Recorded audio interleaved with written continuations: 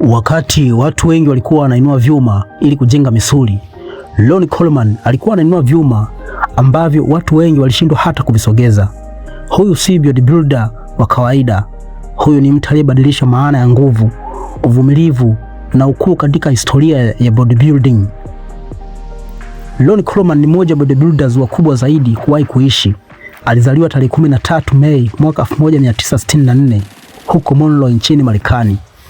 Akiwa mtoto, Ronnie alikuwa mwenye nguvu za asili na alipenda michezo mbalimbali, lakini hakuna aliyewahi kufikiria kwamba siku moja angekuja kutajwa kama mmoja wa wanamichezo wa kutisha zaidi kuwahi kutokea katika ulimwengu wa bodybuilding.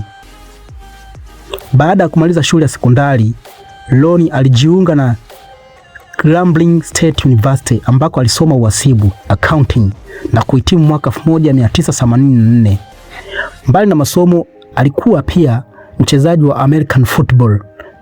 Tayari mwili wake ulikuwa umeanza kuonyesha dalili za nguvu za kipekee ambazo baadaye zingemfanya kuwa maarufu duniani. Baada ya kuhitimu chuo, Ronnie alitafuta kazi katika taaluma yake ya accounting ya uhasibu, lakini mambo hayakwenda kama alivyotarajia. Ili kujikimu, aliamua kuingia kwenye jeshi la polisi na kuajiriwa kama polisi katika mji wa Arlington huko nchini Marekani.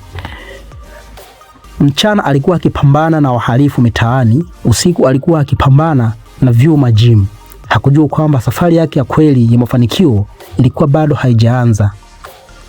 Safari yake ya kuingia bodybuilding ilianza hivi. Siku moja Ronnie aliingia kufanya mazoezi katika gym maarufu iitwayo Metro Forex Gym. Mmiliki wa gym hiyo alimuona na kushangazwa na maumbile yake. Alimwambia wazi kabisa, kwa mwili huu unaweza kuwa bingwa mkubwa wa bodybuilding. Awali Ronnie hakuliona jambo hilo kwa uzito, lakini baada ya kushawishiwa alikubali kujaribu. Kwa kubadilishana na wanachama wa bure wa gym, alianza kufundishwa bodybuilding kitaalamu. Matokeo yalikuwa yakaanza kushangaza. Mwaka 1990 alishiriki mashindano yake ya kwanza kabisa na akashinda mara moja. Huo ndio ulikuwa mwanzo wa hadithi ambayo baadaye ingeogopwa duniani kote. Mazoezi aliyokuwa anayafanya misuli ya mnyama. Kilichomtofautisha Ronnie na bodybuilders wengi si ukubwa wa misuli pekee, bali nguvu zake za ajabu. Wakati wanariadha wengine, yani bodybuilders wenzake, walikuwa wanatumia uzito wa kawaida kujenga misuli, Ronnie alipenda kutumia uzito mkubwa sana. Alijulikana kwa kufanya squat zaidi ya kilo 300, takriban pound 800. Yani anafanya squat huko mbeba kitu chenye uzito wa kilo 300. Deadlift za zaidi ya kilo 360. Leg press zaidi ya tani moja, yani kusukuma kitu chenye uzito wa tani moja kwa kutumia miguu. Dumbbell nzito ambazo bodybuilders wengi hawakusubutu hata kuzigusa. Kila alipokuwa gym, sauti yake maarufu ilisikika, yeah buddy, na lightweight baby.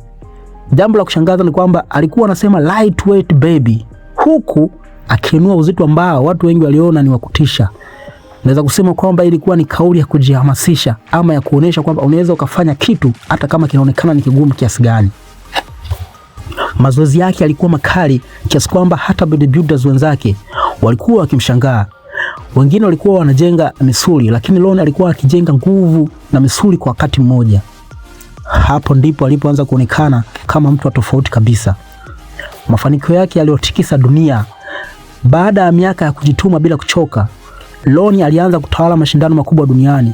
Kuanzia mwaka 1998 hadi mwaka 2005 alishinda taji la Mr. Olympia mara 8 mfululizo. Yani ni mashindano makubwa zaidi ya bodybuilders duniani. Hii ni moja ya mafanikio makubwa zaidi katika historia ya bodybuilding. Mbali na hayo, pia alishinda zaidi ya mashindano 26 ya IFBB Professional. Alivunja viwango vya ukubwa wa misuli vilivyokuwa vinafahamika kwa wakati huo. Alitajwa kuwa mmoja wa bodybuilders wenye mwili kamili zaidi kuwahi kutokea katika mchezo wa bodybuilding. Kwa miaka mingi jina la Ronnie Coleman lilikuwa sawa na ushindi. Wapinzani wake wakubwa, licha ya kutawala michezo, Ronnie alikuwa na wapinzani waliokuwa na vipaji vya hali ya juu pia. Miongoni mwa wapinzani wake wa karibu walikuwa ni Jay Cutler, Flex Wheeler, Kevin Loveland, Shawn Ray na Chris Comer. lakini hawa wote walikuwa hawafui dafu. Kila walipojaribu kumpokonya taji, walikuta mbele yao wamesimama Ronnie Coleman katika kiwango ambacho hakikuwa rahisi kufikiwa. Lakini bei ya ukuu wake, kama ilivyokuwa katika kila hadithi kubwa, mafanikio huwa yanakuja na gharama. Miaka ya kunyanyua uzito mkubwa sana iliathiri mgongo, nyonga na viungo vyake. Baada ya kustaafu, Ronnie alifanyiwa upasuaji mwingi wa mgongo na nyonga. Aliwahi kutumia magongo na wakati mwingine halihitaji msaada ili kutembea. Kwa mtu aliyewahi kunyanyua mamia ya kilo kwa urahisi, hali hiyo ilikuwa changamoto kubwa sana. Naam. Alisema nini kuhusu alipojiwa ama alichoyapitia katika safari yake ya maisha? Jambo lililoshangaza watu wengi ni kwamba Ronnie hakuwahi kujuta.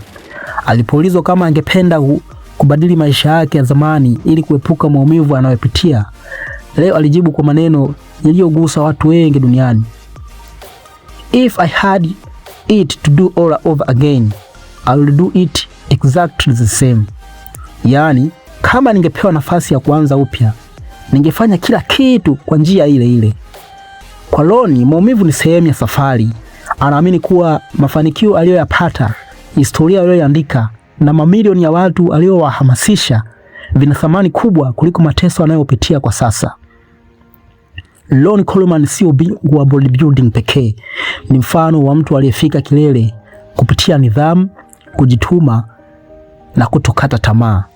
Kutoka kuwa polisi wa kawaida wa Texas hadi kuwa mfalme wa Mr. Olympia mara 8, Ronnie alionyesha dunia kuwa mipaka mingi ipo kwenye akili zetu tu.